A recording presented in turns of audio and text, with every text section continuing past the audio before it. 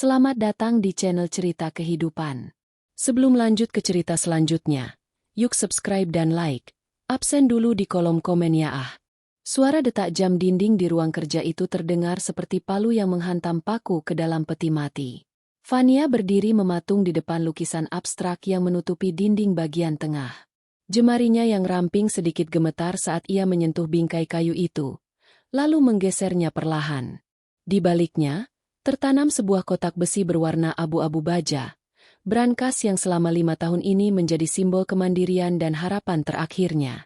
Fania menarik napas panjang. Bau sisa parfum maskulin milik Randy masih tertinggal samar di ruangan itu. Padahal suaminya sudah berangkat ke kantor 2 jam yang lalu. Dengan gerakan mekanis, Fania memasukkan 6 digit angka yang sudah ia hafal di luar kepala. Tanggal pernikahan mereka. PP, PP. PP, PP, PP, PP. Lampu indikator merah berkedip. Error. Jantung Fania mencelos. Ia mencoba lagi. Kali ini lebih lambat. Hasilnya sama. Sesuatu di dalam perutnya terasa melilit. Brankas ini tidak pernah salah, kecuali kodenya telah diubah. Dengan tangan yang kini berkeringat dingin, ia mencoba kode lain. Ulang tahun Randy, ulang tahunnya sendiri. Bahkan tanggal kematian ayahnya. Semuanya ditolak. Fania mundur selangkah, menatap kotak besi itu seolah-olah benda itu adalah monster yang baru saja menelannya bulat-bulat. Ia tahu hanya ada 2 orang yang memiliki akses ke ruangan ini. Dan ia tahu pasti, ia tidak pernah mengubah kodenya. Ia duduk di kursi kerja Randy yang empuk, berusaha mengatur napas. Pikirannya melayang pada ibunya yang kini terbaring lemah di ruang perawatan intensif, menunggu jadwal operasi katup jantung yang biayanya nyaris menyentuh angka 1 miliar rupiah. Tabungan di dalam brankas itu, gabungan dari hasil investasinya, dividen perusahaan keluarga, dan simpanan pribadinya, adalah satu-satunya tiket untuk nyawa ibunya. Jangan berprasangka buruk, Fania, bisiknya pada diri sendiri, meski suaranya terdengar pecah. Mungkin Randy hanya ingin mengamankannya. Namun, instingnya berkata lain. Fania meraih ponselnya, membuka sebuah aplikasi tersembunyi yang terhubung dengan kamera pengawas mikro yang ia pasang setahun lalu, bukan karena tidak percaya pada Randy, melainkan karena kewaspadaannya terhadap asisten rumah tangga yang baru. Layar ponselnya menampilkan rekaman 3 jam yang lalu. Fania melihat sosok Randy masuk ke ruangan itu dengan tergesa-gesa. Suaminya tidak memakai setelan jas kantornya yang rapi, melainkan hanya kaos polo dan celana jean. Di dalam video, Randy tampak gelisah. Ia menoleh ke arah pintu beberapa kali sebelum akhirnya mengeluarkan sebuah alat elektronik kecil dari sakunya. Sebuah alat peretas kode yang biasa digunakan oleh teknisi profesional. Fania menutup mulutnya dengan tangan. Air mata mulai menggenang. Namun ia menolak untuk membiarkannya jatuh. Ia menonton dengan ngeri saat pintu brankas itu akhirnya terbuka. Randy meraup tumpukan uang tunai dalam pecahan 100.000 dan lembaran dolar Amerika dengan rakus, memasukkannya ke dalam tas olahraga besar. Tidak hanya itu, Randy juga mengambil kotak perhiasan warisan nenek Fania. Sebelum menutup brankas, Randy tampak bergumam sesuatu. Wajahnya terlihat kesal. Lalu ia menekan tombol reset dan memasukkan kode baru. Setelah itu, ia pergi begitu saja, meninggalkan ruangan seolah-olah tidak baru saja merampok masa depan ibu mertuanya sendiri. Fania mematikan ponselnya. Ruangan itu mendadak terasa sangat dingin, meski pendingin ruangan tidak menyala maksimal. Pengkhianatan itu tidak datang seperti ledakan, melainkan seperti tetesan racun yang perlahan melumpuhkan saraf-sarafnya. Ia teringat percakapan tadi malam di meja makan. Randy membelai tangannya dengan lembut, menatap matanya dengan penuh empati semu, dan berkata, "Sayang, sepertinya kita harus mencari alternatif rumah sakit lain untuk ibu. Bisnisku sedang goyah karena krisis global. Mungkin kita bisa menunda operasinya bulan depan." Saat itu, Fania merasa bersalah karena telah membebani suaminya dengan kesedihan. Ia bahkan sempat berniat menawarkan seluruh isi brankas itu untuk membantu bisnis Randy. Betapa bodohnya dia. Betapa naifnya dia menganggap serigala sebagai pelindung. Fania berdiri. Kakinya kini terasa kokoh seolah-olah amarah telah memberi kekuatan baru pada tulang-tulangnya. Ia berjalan menuju meja rias di kamar utama, mengambil sebuah obeng kecil dari kotak perkakas darurat di laci bawah. Ia kembali ke brankas. Bukan untuk membongkarnya. Ia tahu ia tak akan bisa. Tapi untuk memasang perangkat pelacak GPS berukuran biji jagung di bagian bawah tas olahraga Randy yang tertinggal di sudut ruangan. Tas yang identik dengan yang dibawa Randy tadi. Ia tahu Randy akan kembali untuk mengambil tas itu atau barang lainnya. Kau pikir aku lemah, Randy? Fania berbisik pada bayangannya di cermin brankas yang dingin. Kau pikir karena aku diam selama ini, aku tidak memperhatikan caramu menyembunyikan ponselmu saat ada pesan masuk di tengah malam? Kau pikir aku tidak tahu aroma parfum wanita yang menempel di kerah kemejamu yang kau bilang adalah bau pengharum ruangan kantor?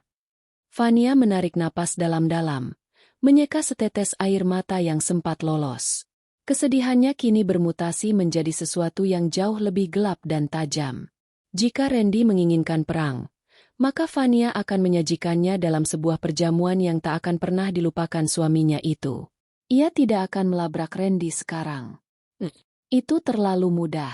Pria itu akan mencari 1000 alasan, menangis, bersujud, dan berjanji akan mengembalikannya, lalu mengulangi kesalahannya lagi. Fania ingin lebih dari sekadar uangnya kembali. Ia ingin melihat kehancuran total dari pria yang telah menukar nyawa ibunya dengan kesenangan sesaat. Fania melirik jam. Pukul 10 pagi. Ia memiliki waktu sebelum Randy pulang untuk makan siang, seperti biasanya. Ia mengambil kunci mobilnya, mengenakan kacamata hitam besar yang menutupi matanya yang sembab, dan melangkah keluar rumah dengan satu tujuan, mencari tahu kemana uang itu bermuara. Saat ia melewati dapur, ia berhenti sejenak, menatap kulkas 2 pintu besar yang berdiri megah di sana. Sebuah ide gila melintas di benaknya. Ide yang membuat bulu kuduknya berdiri, namun sekaligus memberikan rasa puas yang aneh. Brankas itu mungkin terluka, gumamnya sambil memutar kunci mobil. Tapi kulkas itu yang akan mengakhiri semuanya. Fania meluncur pergi, meninggalkan rumah yang kini terasa seperti medan perang yang sedang menunggu tembakan pertama dilepaskan. Jalanan ibu kota yang padat seolah mencerminkan isi kepala Fania, riuh, sesak, dan penuh dengan klakson amarah yang tertahan. Ia menjaga jarak aman di belakang mobil SUV hitam milik Randy. Berkat alat pelacak cadangan yang diam-diam ia tempelkan di kolong mobil suaminya sebulan lalu, sebuah tindakan preventif yang dulu ia anggap sebagai bentuk paranoia, namun kini menjadi penyelamat. Fania tidak akan kehilangan jejak. Randy tidak pergi ke kantornya di kawasan Sudirman. Alih-alih belok ke kanan menuju gedung pencakar langit tempat ia biasanya bekerja, mobil itu meluncur mulus ke arah sebuah pusat perbelanjaan mewah di Jakarta Selatan. Fania mencengkeram kemudi hingga buku-buku jarinya memutih. Kantor, katamu? Pertemuan klien penting, katamu? Fania memarkir mobilnya di lantai yang berbeda dan turun dengan langkah yang diatur sedemikian rupa agar tidak menarik perhatian. Ia mengenakan trench coat tipis dan topi lebar, menyamar di antara kerumunan sosialita yang sibuk berburu barang bermerek. Matanya tajam menyisir setiap sudut hingga ia melihat sosok itu. Randy berdiri di depan butik Hermes dengan senyum yang belum pernah Fania lihat selama setahun terakhir. Itu bukan senyum lelah seorang suami yang pulang kerja, melainkan senyum seorang pemuda yang sedang jatuh cinta. Di sampingnya, seorang wanita muda dengan rambut pirang madu yang tergerai indah tampak merangkul lengan Randy dengan posesif.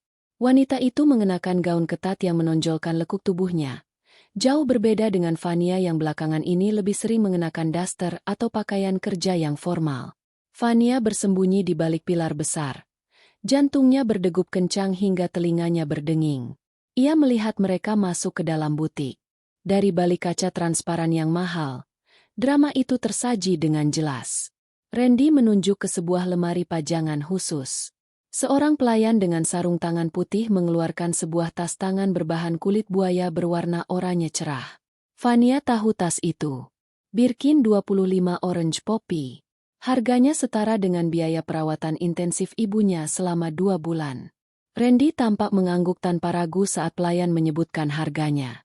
Ia mengeluarkan dompetnya, dompet kulit yang dibelikan Fania untuk ulang tahunnya, dan menarik keluar beberapa kartu kredit. Fania memejamkan mata sejenak. Ia tahu kartu itu sudah mencapai batasnya, dan Randy pasti menggunakan sisa uang tunai dari brankas untuk menutupi kekurangannya. Wanita muda itu, yang kemudian Vania dengar dipanggil Sheila oleh Randy saat mereka keluar butik, memekik kegirangan. Ia menjinjing kotak besar berwarna oranye itu seolah-olah itu adalah trofi kemenangan. "Terima kasih, sayang. Kamu yang terbaik." Suara Sheila melengking manja, cukup keras untuk didengar Vania dari jarak 5 meter. "Apapun untukmu, cantik. Aku tidak ingin kamu kalah saing dengan teman-temanmu di pesta nanti malam," jawab Randy sambil mengecup kening Sheila. Vania merasakan mual yang hebat di ulu hatinya. Pesta? Menang saing? Sementara di rumah sakit, ibunya sedang berjuang untuk setiap detak jantungnya. Suaminya justru sibuk membelikan mainan mahal untuk seorang gundik agar bisa pamer. Amarah yang tadinya panas membara kini mendingin menjadi es yang tajam. Vania tidak lagi ingin menangis. Ia ingin menghancurkan. Ia mengikuti mereka hingga ke sebuah restoran Prancis di lantai atas. Vania memilih meja di pojok yang terhalang tanaman hias besar, memungkinkannya mengamati tanpa terlihat. Ia mengeluarkan ponselnya dan mulai mengambil foto serta video. Setiap tawa Randy, setiap sentuhan tangan mereka di atas meja, tertangkap dengan sempurna di kameranya. "Kapan kamu akan menceraikan wanita membosankan itu?" tanya Sheila sambil menyesap anggur putihnya. Randy menghela napas. Wajahnya berubah masam. "Sabar, sayang. Vania punya aset yang masih atas namanya. Aku harus memastikan semuanya berpindah tangan dulu. Dia itu bodoh dan lemah. Sangat mudah dimanipulasi dengan sedikit kata-kata manis tentang kesulitan bisnis. Setelah uang operasinya habis dan dia tidak punya apa-apa lagi, aku akan menendangnya." Mendengar itu, Vania hampir saja merobohkan meja di depannya. Bodoh? Lemah? Randy benar-benar meremehkan seorang sarjana ilmu komputer yang pernah memimpin tim analis data di bank ternama sebelum memilih menjadi ibu rumah tangga demi mendukung karirnya. Randy lupa bahwa Vania lah yang menyusun strategi keuangan hingga bisnis Randy bisa berkembang seperti sekarang. Vania bangkit dari kursinya perlahan. Ia sudah cukup melihat. Ia sudah cukup mendengar. Bukti di tangannya sudah lebih dari cukup untuk menghancurkan reputasi Randy di pengadilan. Tapi itu tidak cukup baginya. Pengadilan hanya akan memberikan hukuman finansial atau status duda. Vania menginginkan sesuatu yang lebih bersifat permanen. Sesuatu yang akan membuat Randy gemetar setiap kali melihat kegelapan. Saat ia berjalan menuju parkiran, Vania menelepon asisten rumah tangganya. "Bei, tolong kosongkan kulkas besar di dapur. Buang semua makanan lama. Saya akan belanja bahan-bahan baru sore ini. Dan oh ya, tolong jangan masuk ke dapur sampai besok pagi. Saya ingin memberikan kejutan makan malam spesial untuk Mas Randy." Vania masuk ke dalam mobilnya. Ia menatap kotak perhiasan di laci dashboard yang sempat ia ambil dari brankas sebelum Randy mengganti kodenya. Untungnya ia sempat menyelamatkan sebagian kecil perhiasannya minggu lalu. Ia akan menjual sisa perhiasan itu sore ini juga untuk membayar uang muka operasi ibunya di rumah sakit lain secara rahasia. Ia tidak akan membiarkan Randy tahu bahwa rencana menghabiskan uang operasi itu telah gagal. Sebelum menyalakan mesin, Vania melihat Randy dan Sheila keluar dari mall menuju parkir valet. Sheila masih memeluk kotak oranye itu dengan sangat erat, seolah itu adalah benda paling berharga di dunia. "Nikmatilah tas itu selagi bisa, Sheila," gumam Vania dengan senyum miring yang menyeramkan. Karena sebentar lagi, tas itu akan memiliki kegunaan yang jauh lebih fungsional. Vania menginjak pedal gas. Ia tidak pulang ke rumah. Ia pergi ke sebuah toko penyedia alat-alat laboratorium dan toko daging besar.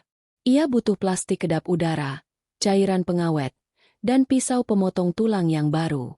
Babak pertama dari drama ini adalah pengkhianatan Randy. Babak kedua adalah pengintaian Vania. Dan babak ketiga akan dimulai di dapur rumah mereka, tempat di mana aroma bumbu akan bercampur dengan aroma ketakutan yang murni. Vania melirik spion, melihat bayangannya sendiri. Matanya tidak lagi menunjukkan kesedihan. Hanya ada kekosongan yang dingin. Ia bukan lagi istri yang penurut. Ia adalah sutradara dari mimpi buruk yang baru saja dimulai. Senja merayap masuk melalui jendela besar di ruang tamu, membawa semburat warna jingga yang perlahan padam menjadi abu-abu. Fania berdiri di tengah dapur, memandangi pantulan dirinya di pintu kulkas 2 pintu yang kini mengilap setelah dibersihkan. Di atas meja marmer, sebuah pisau set profesional yang baru saja ia beli tergeletak rapi. Ujungnya yang tajam memantulkan cahaya lampu gantung, memberikan kilatan perak yang dingin. Tepat pukul 7 malam, suara deru mobil SUV Randy terdengar memasuki garasi. Fania segera melepas sarung tangan karetnya, menyembunyikan plastik-plastik besar yang baru ia beli ke dalam laci bawah, dan mengenakan celemek linen berwarna krem. Ia menarik napas dalam, memaksa otot-otot wajahnya untuk rileks, membentuk senyum manis yang selama 7 tahun ini selalu menyambut kepulangan suaminya. Pintu depan terbuka. Randy melangkah masuk dengan setelan jas yang sedikit berantakan, sengaja menciptakan kesan bahwa ia baru saja melalui hari yang melelahkan di kantor. Di tangannya, ia menjinjing sebuah kantong plastik beraroma gurih, martabak manis favorit Fania. "Sayang, aku pulang," panggil Randy dengan nada suara yang lembut. Tipe suara yang dulu selalu membuat hati Fania meleleh. Fania berjalan menghampirinya, menerima kecupan di kening yang kini terasa seperti tempelan lintah yang menjijikan. "Kamu pulang telat lagi, Mas. Banyak kerjaan." Randy mendesah panjang, menjatuhkan dirinya ke sofa kulit sambil melonggarkan dasi. Begitulah. Rapat dengan investor dari Singapura berjalan sangat alot. Mereka menuntut banyak hal yang hampir mustahil. Kepalaku rasanya mau pecah. Ia menyodorkan kantong martabak itu. "Ini, aku mampir sebentar tadi. Martabak spesial pakai keju ekstra. Biar kamu nggak sedih terus memikirkan ibu." Fania menerima bungkusan itu dengan tangan yang tetap stabil. "Terima kasih, Mas. Kamu perhatian sekali. Padahal kamu sendiri lagi susah." Randy menarik tangan Fania, menyuruhnya duduk di sampingnya. Ia menatap mata Fania dengan ekspresi yang sangat meyakinkan. Sebuah akting kelas Oscar yang selama ini berhasil menipu Fania berkali-kali. "Itu dia yang ingin aku bicarakan, Van. Soal operasi ibu." Fania menahan diri untuk tidak mencengkeram lengan sofa. "Kenapa, Mas? Jadwalnya kan tinggal 3 hari lagi." Randy menunduk, pura-pura menyembunyikan wajah penuh beban. "Aku sudah cek semua rekening perusahaan dan tabungan cadangan kita. Benar-benar kosong. Sayang, proyek di Kalimantan mandek total karena vendor kabur. Aku butuh waktu sedikit lagi untuk memutar uang. Bisa tidak kalau kita bicara dengan dokter untuk menunda operasinya? Mungkin bulan depan, setelah aku dapat suntikan dana baru." Fania menatap wajah suaminya lekat-lekat. Ia teringat rekaman di ponselnya. Rekaman saat Randy meraup uang di brankas dan tawa manjanya saat membelikan Sheila tas Birkin oranye tadi siang. Uang itu ada. Uang itu milik Fania. Tapi pria di depannya ini lebih memilih membiarkan ibu mertuanya meregang nyawa demi gengsi seorang gundi. "Tapi Mas, kondisi jantung ibu semakin lemah. Dokter bilang kalau ditunda lagi, risikonya sangat besar." Suara Fania bergetar. Kali ini bukan akting, tapi karena kemarahan yang nyaris meluap. Randy membelai pipi Fania. "Aku tahu, Van. Aku juga sedih. Tapi kalau kita paksakan sekarang dan bisnisku bangkrut, kita tidak akan punya apa-apa lagi untuk merawat ibu setelah operasi. Kita harus berpikir logis. Kamu harus kuat. Kamu jangan lemah seperti ini. Kita harus berhemat." "Berhemat," batin Fania. "Berhemat bagimu adalah membelikan tas seharga 1 unit mobil sementara aku diminta membiarkan ibuku mati." "Baiklah, Mas," jawab Fania pelan, menunduk agar Randy tidak melihat kilatan benci di matanya. "Kalau memang itu yang terbaik menurutmu, aku akan mencoba bicara dengan pihak rumah sakit besok." Randy tampak sangat lega. Ia memeluk Fania erat. "Terima kasih sudah mengerti. Sayang, kamu memang istri terbaik. Aku janji, setelah semua ini beres, kita akan liburan ke Eropa." Fania melepaskan pelukan itu dengan halus. "Oh ya, Mas. Aku lupa bilang. Karena kita harus berhemat, Aku memutuskan untuk mulai memasak sendiri semua makanan kita. Tidak ada lagi pesan antar atau makan di luar. Aku bahkan sudah mulai menyiapkan stok daging dan bahan makanan di kulkas besar kita. Randy tertawa kecil, tidak menyadari nada ganjil dalam suara istrinya. Baguslah, masakanmu selalu yang terbaik. Aku lapar sekali. Ada makanan sekarang. Aku baru saja menyiapkan bahan-bahannya. Mas, malam ini aku akan membuat sup daging spesial. Tapi prosesnya agak lama. Aku harus memotong dan menggiling dagingnya secara manual agar teksturnya sempurna, kata Fania sambil berjalan menuju dapur. Ia mengambil pisau besarnya. Suara denting logam saat pisau itu beradu dengan talenan kayu terdengar sangat nyaring di rumah yang sepi itu. Randy tidak memperhatikan. Ia asyik dengan ponselnya. Mungkin sedang mengirim pesan pada Sheila, memberitahukan bahwa si bodoh sudah berhasil dikelabui lagi. Fania mulai memotong seonggok daging sapi besar yang ia beli tadi sore. Setiap tebasan pisaunya begitu bertenaga, membayangkan bahwa yang ia potong bukanlah daging sapi, melainkan ikatan pernikahan mereka yang sudah busuk. Mas, panggil Fania tanpa menoleh. Besok kamu ada jadwal keluar kota, kan? Katanya ada proyek di Bandung. Ah, iya. Hampir lupa.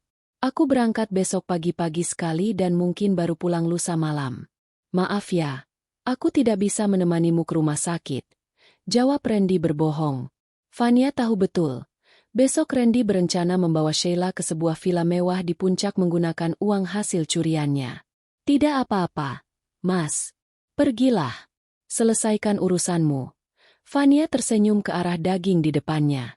Aku akan sangat sibuk di dapur selama kamu pergi. Aku berencana merapikan semua isi kulkas. Aku ingin saat kamu pulang nanti, kamu akan mendapatkan kejutan yang benar-benar tidak akan pernah kamu lupakan.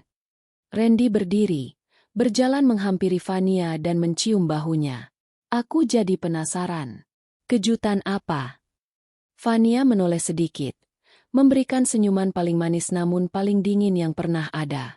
Kejutan tentang apa yang sebenarnya selama ini tersimpan di dalam rumah ini. Mas, sesuatu yang dingin, mahal, dan sangat berharga. Randy tertawa, sama sekali tidak menangkap ancaman di balik kata-kata itu. Ia berjalan menuju kamar mandi, meninggalkan Fania sendirian dengan pisaunya. Fania menatap pintu kulkas besar itu lagi. Di balik pintu itu, ada ruang kosong yang luas.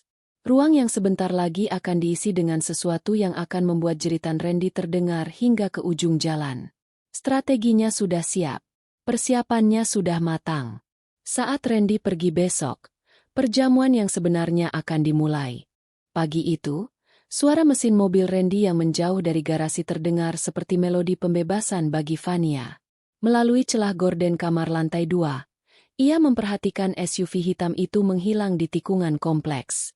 Fania tahu, tujuan suaminya bukanlah Bandung untuk urusan proyek, melainkan sebuah villa privat di kawasan puncak untuk merayakan kemenangan bersama Sheila dan tas oranye barunya. Fania menarik napas panjang. Udara di rumah itu terasa lebih bersih tanpa kehadiran napas bohong Randy. Ia segera turun ke lantai bawah, mengenakan pakaian kerja yang praktis, celana kargo dan kaos hitam, lalu mengunci semua pintu rumah dari dalam. Hari ini, rumah mewah ini akan berubah menjadi laboratorium pribadi. Langkah pertamanya adalah menuju dapur. Ia membuka kulkas 2 pintu yang besar itu. Rak-raknya sudah kosong melompong karena ia telah meminta asisten rumah tangganya, Bei Sumi, untuk mengambil cuti 3 hari dengan alasan ingin merayakan hari jadi pernikahan secara privat. Kini, hanya ada dengungan mesin pendingin yang mengisi kesunyian. Fania mengeluarkan ponselnya. Ia membuka aplikasi perbankan dan melihat saldo yang masuk dari hasil penjualan perhiasan warisannya kemarin sore. Angkanya cukup untuk membayar deposit operasi ibunya. Ia segera melakukan transfer ke rekening rumah sakit. Satu beban terangkat. Ibu, bisiknya lirih. Kini, fokusnya beralih sepenuhnya pada proyek di rumah ini. Sekitar pukul 10 pagi. Sebuah kurir datang mengantarkan pesanan yang ia pesan secara daring melalui akun anonim. 2 buah kotak besar berisi mesin penggiling daging industri berkapasitas besar dan set pisau bedah, Bukan pisau dapur biasa, melainkan pisau bedah baja karbon yang sangat tajam. Fania membawanya ke dapur dengan susah payah. Ia mulai menata peralatan itu di atas meja marmer yang sudah ia lapisi dengan plastik pelindung tebal. Jenis yang biasa digunakan untuk renovasi rumah agar lantai tidak terkena cat. Namun, fungsi plastik ini hari ini bukanlah untuk menahan cat, melainkan untuk memastikan tidak ada satu tetes pun cairan yang meresap ke dalam pori-pori marmer mahalnya. Fania mulai menyalakan kompor. Ia merebus air dalam panci raksasa, mencampurkannya dengan berbagai bumbu aromatik yang sangat tajam, kayu manis, cengkeh, serai, dan banyak sekali bunga lawang. Aroma rempah yang menyengat segera memenuhi ruangan, menutupi bau amis dari daging sapi yang ia beli kemarin. Ini adalah taktik lama, menggunakan aroma rempah yang kuat untuk menyamarkan aroma lain yang mungkin muncul nantinya. Sambil menunggu air mendidih, Fania mulai membongkar tas olahraga milik Randy yang tertinggal di gudang bawah tangga. Ia menemukan apa yang ia cari, beberapa helai pakaian Sheila yang pernah tertinggal di mobil Randy, foto-foto cetak mereka yang ia temukan di laci rahasia dashboard, dan sebuah botol parfum cadangan milik wanita itu yang baunya sangat menyengat, aroma vanila murahan yang memuakkan. Fania melemparkan pakaian-pakaian itu ke lantai dapur. Ia menatapnya dengan pandangan kosong. Kau mencintai barang-barang mewah, kan, Sheila? Kau mencintai apa yang bukan milikmu? Pukul 1 siang, Fania mulai bekerja dengan mesin penggilingnya. Suara raungan mesin itu memecah kesunyian rumah. Ia memasukkan potongan-potongan daging sapi segar ke dalamnya, memperhatikannya keluar dalam bentuk serat-serat halus. Ia melakukannya dengan presisi seorang ahli bedah. Pikirannya melayang pada mata pelajaran anatomi yang pernah ia ambil sebagai mata kuliah pilihan saat kuliah dulu. Siapa sangka pengetahuan itu akan berguna di dapur sendiri? Namun, kegiatan memasak ini hanyalah sebuah kamuflase. Fokus utama Fania adalah mempersiapkan wadah di dalam kulkas. Ia mengeluarkan beberapa wadah plastik kedap udara berukuran besar. Ia mengisinya dengan cairan kimia pengawet yang ia beli dari toko alat laboratorium. Formalin encer yang sudah ia campur dengan pewarna makanan merah agar terlihat seperti kaldu darah alami. Ia menyusun wadah-wadah itu di rak tengah kulkas.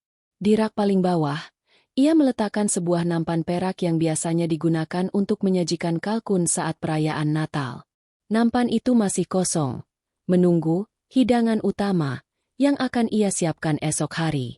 Sambil bekerja, Fania menyalakan musik klasik dengan volume cukup keras. Alunan simfoni Lacrimosa karya Mozart menggema, menciptakan kontras yang mengerikan dengan pemandangan di dapur. Fania bergerak seperti sedang menari. Tangannya lincah memotong, membungkus, dan menata. Sore harinya, ia pergi ke halaman belakang.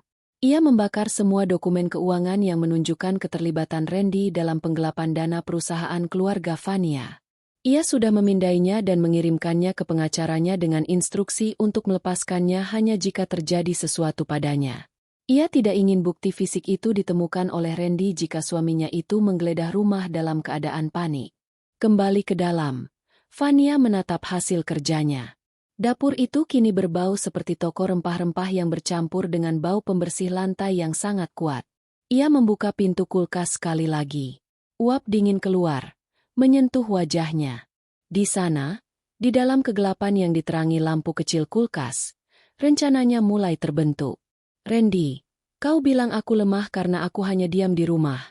Fania berbicara pada rak kulkas yang kosong. Kau tidak tahu bahwa di rumah inilah aku adalah ratunya. Dan di dapur ini, aku adalah penentu siapa yang akan dilayani dan siapa yang akan diolah. Ia mengambil botol parfum Sheila, lalu menyemprotkannya ke dalam salah satu plastik kedap udara yang berisi gumpalan daging yang sudah digiling. Bau vanila itu berpadu dengan bau amis daging, menciptakan aroma yang sangat mengganggu. Fania tersenyum puas. Ia ingin indera penciuman Randy memberikan sinyal bahaya bahkan sebelum matanya melihat apa yang ada di dalam. Malam itu, Fania tidak tidur di kamar utama.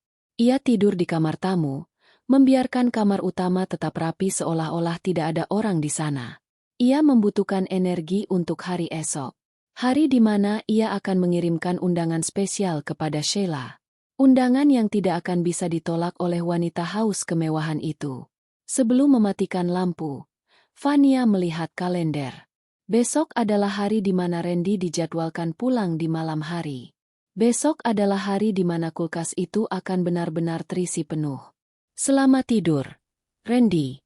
Nikmatilah malam terakhirmu dengan mimpi-mimpi indah tentang tas oranye itu. Bisik Fania sambil mematikan lampu. Karena besok, satu-satunya hal yang akan kau lihat adalah warna merah. Cahaya matahari pagi menyusup malu-malu melalui celah ventilasi dapur, menyinari permukaan meja marmer yang kini telah tertutup plastik pelapis sempurna. Fania bangun dengan perasaan segar yang ganjil. Tidak ada lagi sesak di dada atau isak tangis yang tertahan. Hari ini adalah hari penentuan. Hari di mana panggung sandiwara yang ia bangun akan kedatangan pemeran pembantunya. Fania duduk di kursi makan, menyesap kopi hitam tanpa gula sambil menatap ponselnya. Ia telah meretas akun media sosial Randy minggu lalu. Tugas mudah bagi seseorang dengan latar belakang ilmu komputer. Dari sana, ia mendapatkan nomor pribadi Sheila. Dengan jemari yang tenang, ia mengetik pesan singkat melalui nomor prabayar baru yang tidak terdaftar atas namanya. Aku tahu tentang tas Birkin oranye itu. Aku juga tahu tentang uang brankas yang diambil Randy. Jika kau ingin memiliki Randy seutuhnya tanpa gangguan hukum dari istrinya, datanglah ke rumah kami pukul 2 siang ini. Randy sedang di luar kota, dan aku ingin menyerah.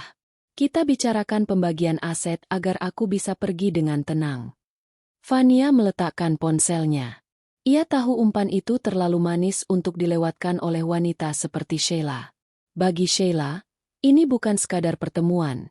Ini adalah penyerahan bendera putih dari sang istri sah. Pukul 1 siang, sebuah taksi berhenti di depan pagar. Dari kamera pengawas di gerbang, Fania melihat sosok wanita itu turun. Sheila tampil sangat kontras dengan suasana rumah yang sunyi. Ia mengenakan gaun mini berwarna krem dan, tentu saja, tas Birkin oranye itu tersampir di lengannya dengan bangga. Ia berjalan berlenggak-lenggok menuju pintu utama, seolah-olah ia sudah menjadi pemilik sah bangunan ini. Fania membukakan pintu dengan senyum yang dipaksakan, senyum seorang wanita yang tampak hancur. Ia sengaja mengacak-acak rambutnya sedikit dan menggunakan riasan tipis agar matanya terlihat sembab. Masuklah, Sheila. Suara Fania terdengar serak, menambah kesan dramatis. Sheila melangkah masuk dengan dagu terangkat. Ia memandang sekeliling ruang tamu yang mewah dengan tatapan menilai. Rumah yang bagus. Sayang sekali seleramu sedikit kuno. Komentarnya tajam sambil mengempaskan diri di sofa. Fania tidak membalas hinaan itu. Ia justru menatap tas oranye di pangkuan Sheila. Tas yang cantik. Randy membelinya dengan uang operasi ibuku. Sheila tertawa kecil. Suara yang terdengar seperti gesekan amplas di telinga Fania. Oh, ayolah, jangan terlalu dramatis. Randy bilang ibumu sudah tua. Operasi hanya akan membuang-buang uang. Lebih baik uang itu digunakan untuk sesuatu yang bisa dinikmati, bukan? Fania mengepalkan tangan di balik celemeknya. Namun suaranya tetap tenang. Mungkin kau benar. Mari kita bicara di dapur. Aku sedang menyiapkan beberapa dokumen aset yang ingin kubagi, dan aku sedang memasak sup. Hidangan terakhirku di rumah ini. Sheila berdiri, mengikuti Fania menuju dapur. Begitu melangkah masuk, hidungnya mengernyit. Aroma rempah-rempah yang sangat tajam, kayu manis, cengkeh, dan bunga lawang, memenuhi udara, berpadu dengan uap panas dari panci besar yang mendidih di atas kompor. Bau apa ini? Terlalu menyengat. Keluh Sheila sambil mengibaskan tangan di depan wajahnya. Ini bumbu rahasia keluarga. Sheila. Sangat kuat, bisa menutupi bau apapun. Jawab Fania sambil mengunci pintu dapur dari dalam dengan gerakan cepat yang tidak disadari tamunya. Fania berjalan menuju meja marmer dan mengambil sebuah map coklat. Ini daftar properti yang ingin kuserahkan padamu dan Randy. Tapi sebelum itu, aku ingin kau melihat sesuatu di dalam kulkas. Aku menyimpan hadiah, perpisahan untukmu di sana. Sheila menaikkan sebelah alisnya. Tampak curiga namun rasa penasarannya jauh lebih besar. Hadiah? Apa itu? Sebuah kejutan yang sangat berharga. Sesuatu yang akan memastikan kau dan Randy selalu terikat selamanya. Vania menunjuk ke arah kulkas besar di sudut ruangan. Saat Sheila melangkah mendekati kulkas, Vania meraih botol semprotan berisi cairan kimia yang sudah ia siapkan di balik meja. Dengan gerakan kilat, ia menyemprotkan cairan itu ke wajah Sheila. "Aar, mataku, apa yang kau lakukan, Jalang?"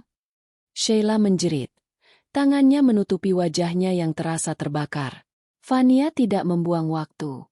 Ia meraih sebuah alat kejut listrik bertegangan tinggi dari laci dan menekannya ke leher Sheila. Tubuh wanita muda itu bergetar hebat selama beberapa detik sebelum akhirnya ambruk ke lantai dapur yang dilapisi plastik. Tas Birkin oranye itu terlempar ke sudut ruangan. Tampak kesepian. Vania berdiri di atas tubuh yang tak berdaya itu. Napasnya memburu. Ia menatap Sheila dengan tatapan dingin yang tak berdasar. "Kau benar, Sheila. Uang itu harus digunakan untuk sesuatu yang bisa dinikmati. Dan aku akan sangat menikmati proses ini." Vania menyeret tubuh Sheila ke tengah area yang sudah dilapisi plastik tebal. Ia mengambil set pisau bedah dan mesin penggiling daging yang sudah ia siapkan sejak kemarin. Suara alunan musik lacrimosa kembali memenuhi ruangan, meredam suara mesin yang mulai meraung. Sore itu, dapur Vania menjadi tempat kerja yang sangat sibuk. Ia bekerja dengan efisiensi yang menakutkan, memisahkan, memotong, dan membungkus. Setiap bagian yang ia proses ia masukkan ke dalam plastik kedap udara. Tas oranye itu tidak ia buang. Ia justru membersihkannya dari percikan cairan, lalu membukanya lebar-lebar. "Tas ini sangat luas, Sheila. Cukup untuk menampung semua kesombonganmu," bisik Vania. Ketika malam tiba, dapur itu sudah kembali bersih mengilap. Tidak ada noda, tidak ada sisa.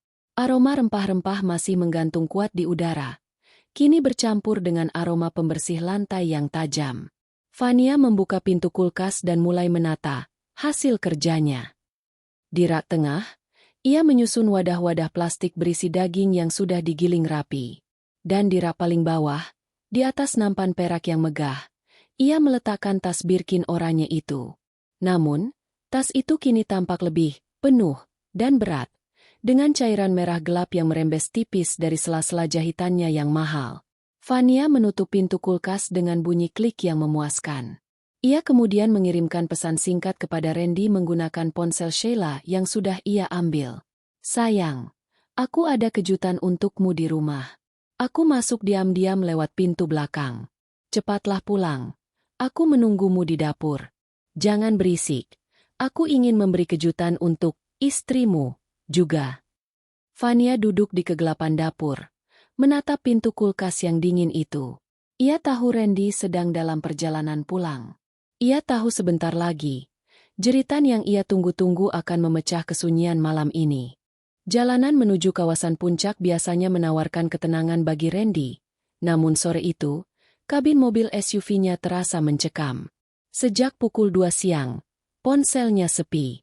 Tidak ada kiriman foto selfie manja dari Sheila, tidak ada rengekan tentang menu makan malam, dan yang paling mencurigakan, tidak ada balasan atas 10 panggilan teleponnya. Randy memukul kemudi dengan frustrasi. "Kemana dia?" gerutunya. Ia baru saja meninggalkan villa mewah di puncak setelah menunggu Sheila selama 3 jam.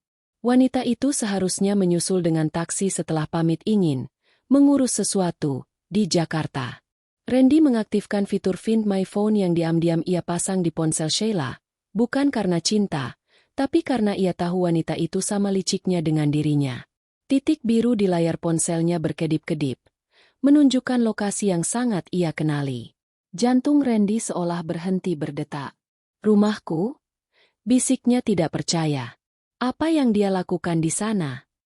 Pikiran Randy kacau. Apakah Sheila nekat melabrak Vania? Ataukah Vania menemukan sesuatu? Ia teringat wajah istrinya kemarin malam. Begitu tenang, begitu patuh. Vania yang bodoh, tidak mungkin tahu. Pikirnya mencoba menenangkan diri. Namun, perasaan tidak enak itu merayap seperti ular di punggungnya. Randy memacu mobilnya membelah kemacetan Jakarta yang menggila.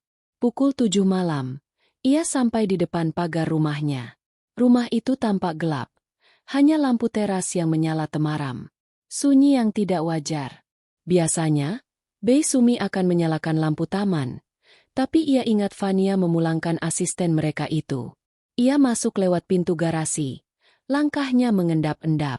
Saat melewati ruang tamu, ia mencium aroma yang sangat kuat. Bukan bau parfum Fania, melainkan aroma rempah yang menyengat, kayu manis dan bunga lawang, yang seolah sengaja disemprotkan ke seluruh ruangan. Fania, panggilnya pelan. Tidak ada jawaban. Randy berjalan menuju dapur. Tempat aroma itu berasal. Ia melihat ponselnya lagi. Sinyal Sheila berada tepat di titik ini. Ia memeriksa kolong meja, lemari pajangan, bahkan di balik gorden. Neil. Lalu, sebuah notifikasi masuk ke ponselnya. Pesan dari Sheila. Sayang, aku ada kejutan untukmu di rumah. Aku masuk diam-diam lewat pintu belakang. Cepatlah pulang. Aku menunggumu di dapur. Jangan berisik. Aku ingin memberi kejutan untuk istrimu juga. Randy mengembuskan napas lega yang panjang. Oh, Sheila gila, pikirnya sambil tersenyum tipis. Wanita itu pasti sedang bersembunyi di suatu tempat. Mungkin di dalam gudang atau di balik Kitchen Island. Menunggu untuk mengejutkannya. Sheila, ini tidak lucu, seru Randy. Suaranya kini lebih percaya diri. Keluar sekarang. Kalau Fania bangun, kita habis. Ia melangkah lebih dalam ke area dapur. Matanya menangkap sesuatu yang ganjil di lantai. Ada bagian dari lantai marmer yang tampak terlalu bersih. Seolah baru saja disikat dengan pemutih yang kuat. Dan di sudut ruangan, dekat tempat sampah, ia melihat sesuatu yang berkilau. Randy memungutnya. Itu adalah anting-anting berlian berbentuk hati. Anting yang ia belikan untuk Sheila minggu lalu. Sheila? Panggilnya lagi. Kali ini dengan nada gemetar. Ia mulai membuka lemari-lemari dapur dengan panik. Ia mencari ke gudang bawah tangga, ke kamar mandi tamu, bahkan ke bagasi mobil Fania yang terparkir di garasi. Kosong. Sheila seolah menguap di udara, meninggalkan aroma rempah yang menyesakkan dada. Randy kembali ke dapur. Matanya tertuju pada kulkas dua pintu yang besar. Kulkas itu mendengung pelan. Sebuah suara mekanis yang konstan di tengah kesunyian rumah. Ia teringat ucapan Fania kemarin. Aku berencana merapikan semua isi kulkas. Aku ingin saat kamu pulang nanti, kamu akan mendapatkan kejutan yang benar-benar tidak akan pernah kamu lupakan. Tangan Randy terulur menuju gagang pintu kulkas. Namun ia ragu. Ada ketakutan purba yang mendadak muncul dari dasar sanubarinya. Bau rempah di sini begitu kuat, hingga matanya mulai sedikit perih. Ia merasa seperti sedang diawasi dari kegelapan ruang makan. Tiba-tiba, lampu dapur menyala terang secara otomatis. Randy tersentak kaget. Mas, kamu sudah pulang. Suara Fania terdengar dari arah tangga. Ia berdiri di sana, mengenakan daster satin putih panjang. Tampak seperti hantu di bawah cahaya lampu yang menyilaukan.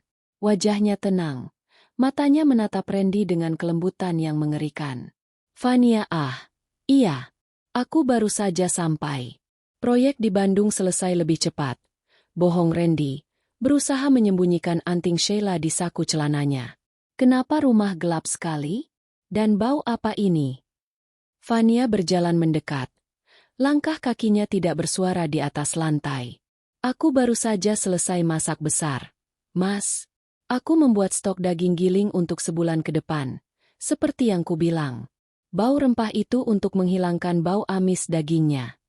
Fania berdiri tepat di samping Randy. Tepat di depan kulkas. Kenapa kamu berdiri di depan kulkas? Kamu lapar. Aku hanya ingin minum. Jawab Randy gagap. Oh, jangan dibuka dulu, Mas. Sela Fania sambil memegang tangan Randy. Tangannya terasa sedingin es.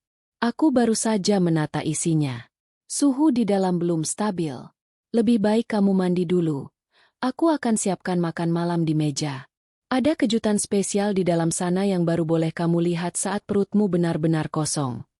Randy menelan ludah. Ia melihat ke arah saku daster Fania. Ada sebuah tonjolan kecil di sana. Ia tidak tahu itu apa. Tapi ia bisa melihat jemari istrinya mencengkeram sesuatu di dalam saku itu dengan sangat erat. Baiklah, aku mandi dulu, kata Randy cepat-cepat. Ia ingin segera keluar dari dapur itu. Ia ingin mencari Sheila di lantai atas. Mungkin wanita itu bersembunyi di kamar tamu. Saat Randy menaiki tangga, Fania tetap berdiri di dapur. Ia menatap punggung suaminya dengan senyum yang perlahan melebar. Ia mengambil ponsel Sheila dari saku dasternya. Ponsel yang sejak tadi ia gunakan untuk memancing Randy, dan mematikannya secara permanen. Mandi yang bersih, Mas, bisik Fania. Bersihkan semua dosa-dosamu. Karena setelah ini, kau akan membutuhkan nyali yang sangat besar untuk sekadar bernapas. Fania berbalik. Jemarinya mengusap pintu kulkas yang dingin. Di dalam sana, dalam kegelapan yang membeku, tas oranye itu menunggu untuk menceritakan rahasianya. Suara kucuran air dari shower di lantai atas perlahan berhenti, menyisakan kesunyian yang mencekam di lantai bawah. Fania berdiri di tengah ruang makan, menata meja dengan ketelitian seorang kurator museum.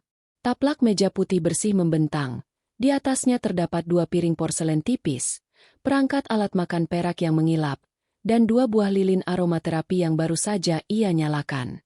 Aroma lilin itu, cendana dan lavender, berusaha keras bertarung dengan bau rempah-rempah tajam yang masih merajai dapur. Fania menarik kursi, duduk dengan anggun, dan menunggu. Ia mengenakan gaun sutra berwarna merah tua, warna yang sama dengan anggur yang baru saja ia tuangkan ke dalam gelas kristal. Langkah kaki Randy terdengar menuruni tangga. Ia sudah berganti pakaian dengan kaos bersih dan celana pendek. Namun wajahnya tidak menunjukkan ketenangan. Matanya terus melirik ke sana kemari, mencari sosok yang ia harapkan bersembunyi di balik sofa atau tirai. Duduklah, Mas, sapa Fania lembut. Suaranya mengalun seperti melodi biola yang tenang. Makan malam sudah siap. Randy menarik kursi di hadapan Fania dengan ragu. Kamu dandan cantik sekali malam ini. Van, ada perayaan apa? Fania tersenyum, sebuah lengkungan bibir yang tidak mencapai matanya yang dingin. Hanya ingin merayakan kepulanganmu. Dan tentu saja, keberhasilanmu mendapatkan proyek besar itu. Bukankah kamu bilang harus bekerja keras demi masa depan kita? Randy menelan ludah. Tenggorokannya terasa kering. Iya, begitulah. Melelahkan sekali. Aku mengerti. Fania memajukan tubuhnya sedikit. Cahaya lilin memantul di manik matanya, menciptakan kilatan api kecil. Pasti sangat melelahkan berpura-pura setiap hari. Berpura-pura mencintaiku, berpura-pura peduli pada ibu, padahal pikiranmu ada pada hal-hal yang lebih oranye. Randy terhenti saat hendak menyuap sesendok sup yang baru saja dihidangkan Fania. Maksudmu apa, Van? Tas itu, Mas. Tas Birkin oranye edisi terbatas. Kulit buaya asli, bukan? Sangat kontras dengan kulit ibu yang pucat karena kekurangan oksigen di ruang icu. Suara Fania tetap tenang, namun setiap kata yang keluar terasa seperti sayatan pisau bedah. Wajah Randy berubah pucat pasi. Sendok di tangannya berdenting jatuh ke atas piring. Kamu, dari mana kamu tahu? Aku tidak bodoh, Randy. Aku sarjana komputer. Ingat? Melacak transaksi kartu kreditmu yang sudah limit, memasang GPS di mobilmu, dan melihatmu tertawa bersama wanita itu di butik mewah sementara aku menangis di depan brankas yang kau rampok, itu bukan hal yang sulit bagiku. Randy bangkit dari kursinya. Tangannya gemetar. Van, dengarkan aku. Itu hanya investasi. Aku bisa jelaskan. Sheila itu hanya teman bisnis. Dia membantuku untuk... Hus. Fania meletakkan jari telunjuk di bibirnya. Jangan merusak suasana dengan kebohongan murahan itu. Aku sudah melihat semuanya. Aku sudah mendengar rencanamu untuk menendangku setelah uang operasiku habis. Kau pikir aku lemah? Kau pikir aku akan diam saja melihatmu menukar nyawa ibuku dengan tas untuk seorang pelacur? Randy mundur selangkah. Matanya melirik ke arah pintu keluar. Namun, Fania tetap duduk dengan tenang, menyesap anggur merahnya. Jangan pergi dulu, Mas. Kamu bilang kamu lapar. kan? Kamu belum melihat kejutan utamaku. Fania berdiri perlahan. Gaun merahnya menyapu lantai. Sheila ada di sini. Loh, bukankah itu yang sedari tadi kamu cari? Randy tertegun. Di sini? Di mana dia? Van, apa yang kamu lakukan? Fania tidak menjawab. Ia berjalan menuju dapur. Gerakannya sangat tenang, hampir seperti melayang. Ia berhenti tepat di depan kulkas 2 pintu yang besar itu. Cahaya lampu dapur yang temaram membuat siluet tubuhnya tampak sangat dominan. Dia menunggumu di dalam sini, Mas. Fania menunjuk ke arah pintu kulkas. Dia bilang dia sangat mencintai hadiah yang kamu berikan. Dia tidak mau melepaskannya sedikit pun.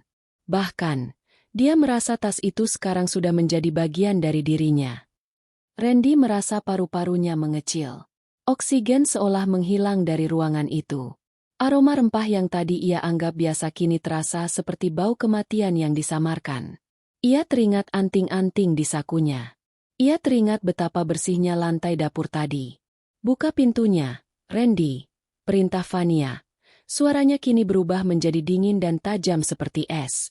Buka dan lihatlah betapa cantiknya simpananmu saat dia dikelilingi oleh kemewahan yang kau curi dariku. Randy melangkah maju dengan kaki yang terasa seperti timah. Setiap inci pergerakannya adalah siksaan. Tangannya gemetar hebat saat meraih gagang pintu kulkas yang dingin. Ia menoleh ke arah Fania, berharap ini semua hanyalah lelucon gelap atau mimpi buruk.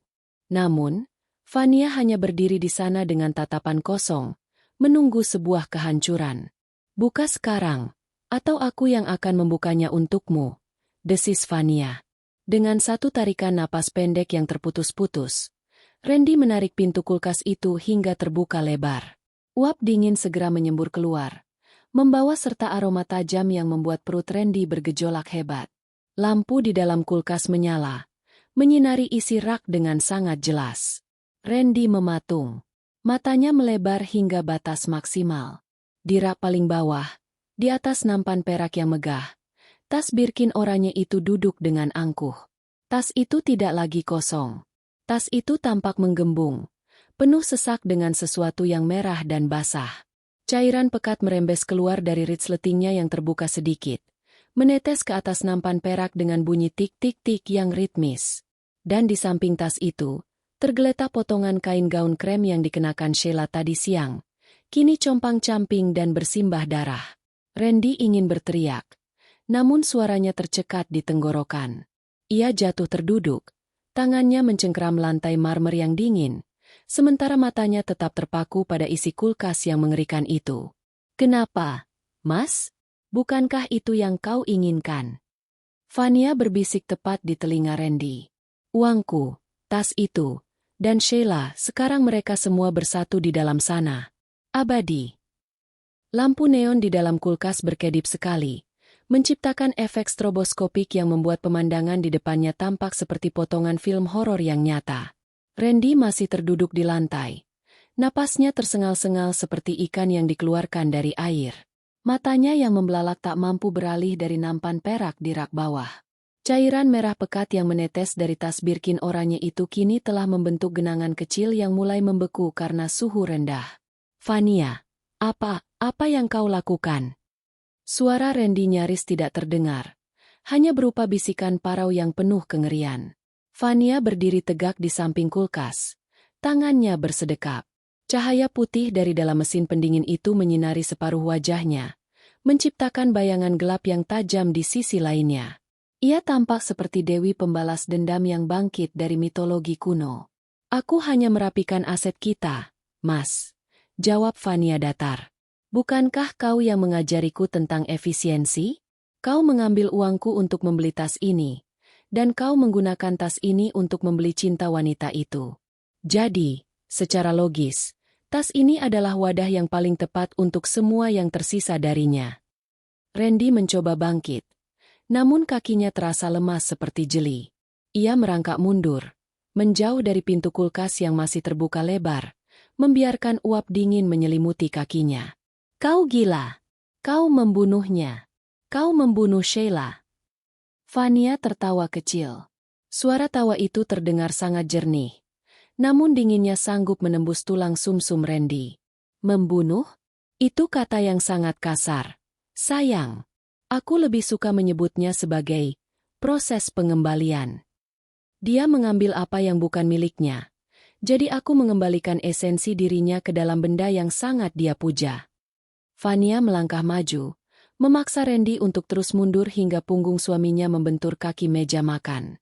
Vania membungkuk, mensejajarkan wajahnya dengan wajah Randy yang kini basah oleh keringat dingin dan air mata ketakutan. Kau tahu, Mas? Bagian tersulit bukanlah memotong dagingnya, bisik Vania. Suaranya lembut namun tajam. Bagian tersulit adalah menahan diri agar tidak tertawa saat dia memohon ampun tadi siang. Dia bilang dia mencintaimu. Tapi saat aku menawarkan untuk menyatukannya dengan hadiah darimu, dia hanya menjerit ketakutan. Ternyata cintanya tidak sedalam harga tas ini. Randy menutup telinganya dengan kedua tangan, menggeleng-gelengkan kepala dengan histeris. Tidak mungkin. Ini mimpi. Aku pasti sedang bermimpi. Buka matamu, Randy. Bentak Vania tiba-tiba. Suaranya menggelegar di dapur yang sunyi. Lihatlah kebenaran yang kau ciptakan sendiri. Kau merampok ibuku. Kau membiarkan jantungnya melemah demi seonggok kulit buaya ini. Kau pikir aku bodoh? Kau pikir aku akan membiarkanmu berjalan melenggang dengan gundikmu sementara aku mengemis biaya rumah sakit? Vania merenggut kerah kaos Randy, memaksanya menatap kembali ke arah kulkas. Lihat rak tengah itu, Mas. Ada 12 wadah plastik. Semuanya sudah kuberikan label. Ada yang tertulis, dana pendidikan, tabungan operasi ibu, investasi masa depan. Semuanya berisi daging yang sudah kugiling halus. Itu adalah representasi dari setiap rupiah yang kau curi dariku. Randy muntah di lantai. Rasa mual yang hebat tak lagi bisa ia tahan. Aroma rempah-rempah yang sejak tadi menyengat kini terasa seperti aroma busuk yang dipaksakan harum. Ia menyadari sekarang, mengapa Vania memasak begitu banyak daging sapi kemarin. Itu adalah kamuflase sempurna untuk menyembunyikan aroma amis yang sebenarnya. Kenapa, Mas? Kau bilang kau lapar tadi? Mau aku buatkan tumis dari isi wadah, tabungan operasi? Tanya Vania dengan nada mengejek. Kumohon, Vania, lepaskan aku akan kembalikan uangnya. Aku akan melakukan apa saja. Randy bersujud di kaki Vania. Air matanya membasahi ujung gaun merah istrinya. Vania menatap suaminya dengan rasa jijik yang murni. Pria yang dulu ia puja sebagai pelindung kini tak lebih dari tumpukan daging penakut yang memalukan. Kembalikan uangnya? Dengan apa? Kau sudah jatuh tempo, Randy. Perusahaanmu sudah berada di ambang pailit karena kau terlalu sibuk memanjakan Sheila dengan uang yang bukan milikmu. Aku sudah menarik semua sahamku pagi ini. Kau tidak punya apa-apa lagi. Vania menegakkan tubuhnya, merapikan gaunnya yang sedikit kusut.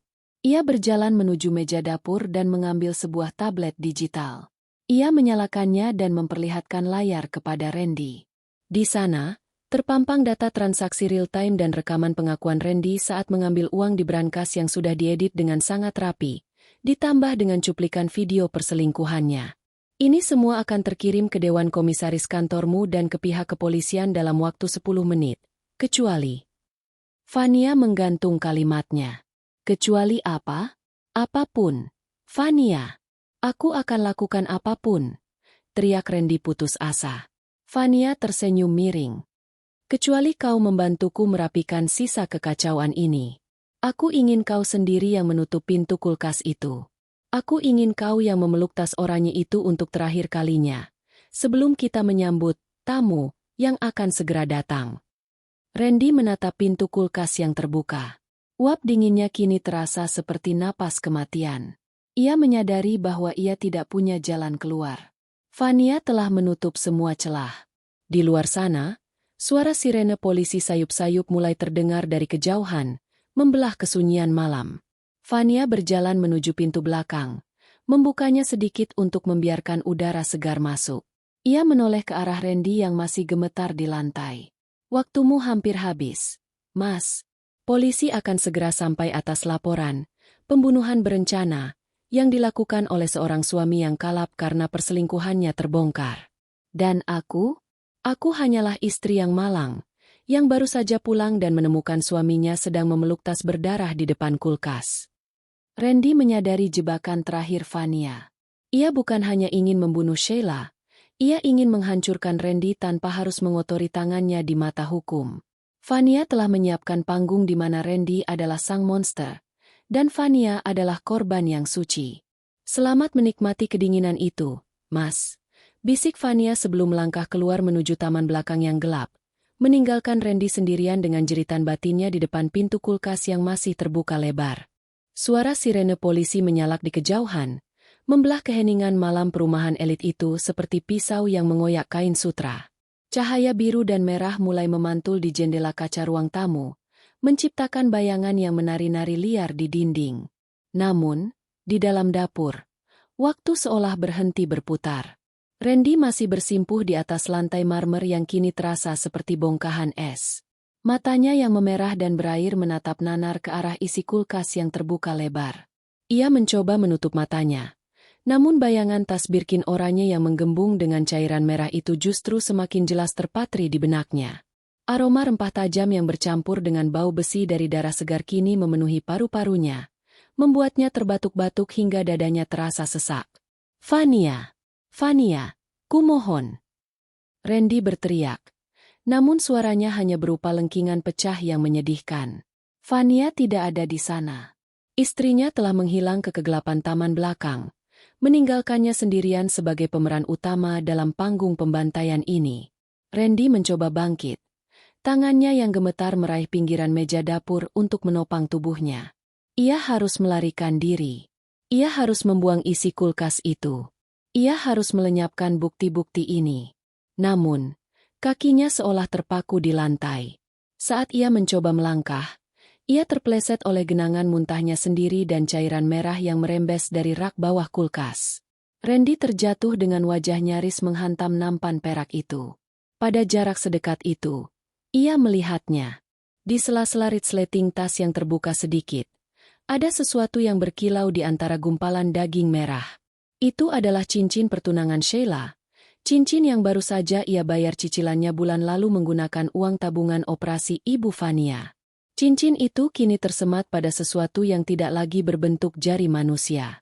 Tidak, Jeritan Randy pecah. Itu bukan lagi jeritan manusia yang ketakutan, melainkan raungan binatang yang terluka parah. Ia mundur dengan cara menyeret tubuhnya, menabrak lemari piring hingga gelas-gelas kristal jatuh berhamburan, pecah menjadi ribuan kepingan tajam yang menyayat kulitnya. Ia tidak peduli. Rasa sakit di kulitnya tak sebanding dengan kegilaan yang kini menghantam jiwanya. Di saat yang sama, pintu depan didobrak paksa. Polisi! Jangan bergerak! Senter-senter berkekuatan tinggi membelah kegelapan dapur, menyinari wajah Randy yang pucat pasi, penuh keringat, dan bercak merah. Randy mengangkat tangannya yang bergetar hebat, mencoba menutupi matanya dari silau cahaya. Bukan aku yang melakukannya, teriak Randy histeris. Istriku, Vania, dia yang melakukannya. Dia gila. Seorang petugas polisi senior melangkah maju, senjatanya tetap terarah pada Randy. Namun, begitu sorot senternya mengenai kulkas yang terbuka, petugas itu tersentak mundur. Beberapa petugas muda di belakangnya bahkan harus memalingkan wajah, tak sanggup melihat pemandangan mengerikan di dalam sana. Ya Tuhan! Gumam salah satu petugas. Dia yang membunuhnya. Dia memasukkannya ke dalam tas itu. Randy merangkak menuju kaki petugas, memohon perlindungan. Tolong aku. Dia monster. Tepat saat itu, Vania muncul dari arah pintu samping. Ia mengenakan mantel tipis yang menutupi gaun merahnya. Rambutnya berantakan, dan wajahnya dipenuhi air mata yang tampak sangat natural. Ia terlihat seperti seorang istri yang baru saja pulang dan menemukan kengerian di rumahnya sendiri. Mas Randy, apa yang terjadi? Vania bertanya dengan suara bergetar yang penuh kepedihan. Ia menatap polisi dengan wajah bingung dan ketakutan. Pak, apa yang terjadi di rumah saya? Saya baru saja pulang dari rumah sakit menjenguk ibu saya. Dia bohong. Dia bohong. Randy bangkit, hendak menerjang Fania. Namun petugas polisi dengan sigap meringkusnya dan menekan tubuhnya ke lantai. Tenang, Pak. Jangan bergerak. Fania menutup mulutnya dengan tangan. Matanya menatap ke arah kulkas dengan ekspresi horor yang sempurna. Mas, apa itu? Kenapa tas Sheila ada di sana? Dan, apa itu darah? Fania jatuh terduduk, menangis terseduh-seduh. Ya Allah, Mas Randy, apa yang sudah kamu lakukan? Apa karena aku mengancam akan menceraikanmu karena perselingkuhanmu? Kamu jadi gelap mata. Randy hanya bisa mengerang di bawah tekanan lutut polisi. Ia melihat Fania yang sedang bersandiwara dengan begitu apik. Ia menyadari sekarang bahwa setiap detail malam ini, lilin, aroma rempah, pintu kulkas yang sengaja ditinggal terbuka, adalah perangkap yang dirancang untuk menjadikannya satu-satunya tersangka. Bahwa dia, perintah sang komandan polisi. Saat Randy diseret melewati Fania, Fania mendongak sedikit. Untuk sepersekian detik, tangisnya berhenti. Matanya yang dingin dan tajam menatap langsung ke mata Randy. Ada senyum tipis, hampir tak terlihat, yang tersungging di sudut bibirnya. Sebuah senyum kemenangan yang membuat bulu kuduk Randy berdiri. Sampai jumpa di neraka, Mas. Bisik Fania, terlalu pelan untuk didengar petugas, namun cukup jelas untuk menghancurkan sisa kewarasan Randy. Randy terus menjerit ketakutan saat ia dimasukkan ke dalam mobil polisi. Suaranya bergema di malam yang dingin, sementara Fania tetap berdiri di teras rumahnya, menatap kepergian suaminya dengan tatapan seorang ratu yang baru saja memenangkan tahtanya kembali. 3 bulan kemudian, sinar matahari pagi yang hangat menembus jendela kaca besar di bangsal pemulihan sebuah rumah sakit swasta ternama. Fania duduk di samping tempat tidur ibunya, mengupas buah apel dengan gerakan yang tenang dan presisi. Ibunya, yang kini tampak jauh lebih segar dengan rona merah di pipinya, tersenyum menatap putri tunggalnya itu. Operasi jantungnya sukses besar, dibiayai sepenuhnya oleh dana darurat yang ditemukan Fania di sebuah rekening investasi lama. Kamu pucat sekali belakangan ini, Kiki. Gumam ibunya lembut, menggunakan nama panggilan kesayangan Fania. Istirahatlah. Jangan terlalu memikirkan persidangan itu lagi. Fania tersenyum tipis, meletakkan potongan apel di piring kecil. Semua sudah selesai, Bu. Hari ini adalah pembacaan vonis terakhir. Aku hanya perlu hadir sebentar untuk menutup bab ini selamanya. Fania mengecup kening ibunya, lalu melangkah keluar. Di lobi rumah sakit, ia mengenakan kacamata hitam besarnya. Ia tidak lagi memakai daster atau gaun merah yang penuh kenangan pahit. Kini, ia mengenakan setelan blazer hitam yang tegas, mencerminkan sosok wanita karir yang tangguh, sosok yang sempat ia kubur demi menjadi istri yang penurut. Gedung pengadilan dipenuhi oleh wartawan. Kasus, pembantaian dalam tas mewah, telah menjadi tajuk utama berita nasional selama berminggu-minggu. Publik mengenal Fania sebagai istri yang tabah, seorang korban pengkhianatan yang malang, yang secara tragis menemukan sisa-sisa perselingkuhan suaminya di dalam kulkas rumah mereka sendiri. Di dalam ruang sidang, Randy duduk di kursi pesakitan. Rambutnya yang dulu tertata rapi kini kusam dan berantakan.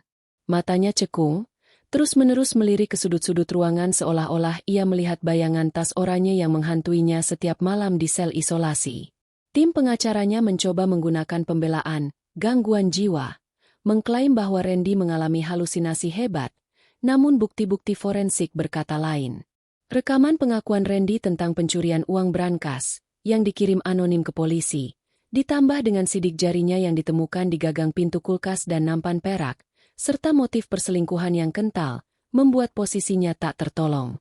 Fania telah membersihkan dapur dengan cairan kimia yang begitu kuat sehingga tidak ada satupun jejak DNA-nya yang tertinggal pada alat-alat memasak itu.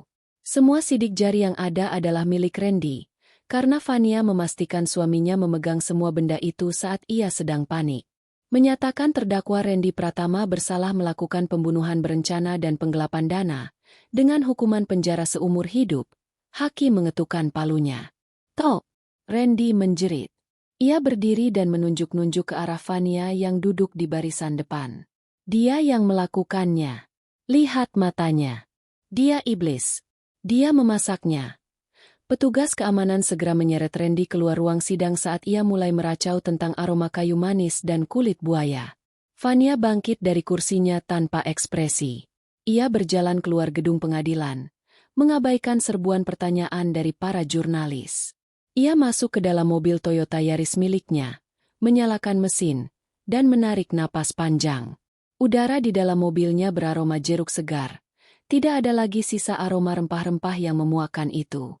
Ia membuka laci dashboard, mengambil sebuah amplop coklat berisi dokumen perceraian yang sudah disahkan dan sertifikat kepemilikan aset perusahaan Randy yang kini telah beralih ke tangannya melalui proses likuidasi legal.